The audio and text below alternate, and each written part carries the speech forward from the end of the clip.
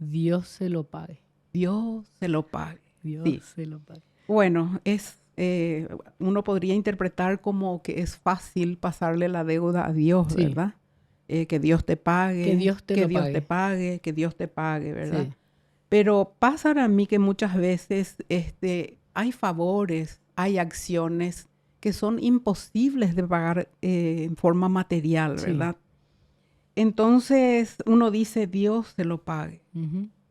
Es una gratitud inmensa. Es solo Dios podría devolverte el favor, Ujú.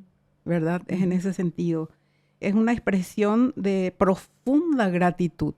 Entonces, qué mejor que mencionarle a Dios. Solo Dios en su inmensa bondad Te te va podría pagar. a poder devolver esto que vos me diste, este favor enorme, Ujú. esta compañía, esas palabras que me dijiste. En Ese fin, momento en el que existen me varias acompañaste. circunstancias en la vida en las que uno necesita de ese abrazo, de ese apoyo, de esa visita cuando uno está muy solo y muy triste. Ujú. Entonces, Dios te lo pague. Gracias por venir a verme, Sí. Qué ¿verdad? fuerte. Es fuerte. Sí. Así mismo. Y se usa muchísimo ahora mismo. Ujú.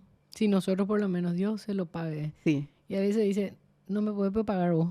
Ahora también está el que es famoso, Dios se lo pague. Y no me puedes pagar vos. Sí. Bueno, también está eso. También está eso. Sí, esa respuesta también Sí. se recibe. Bueno.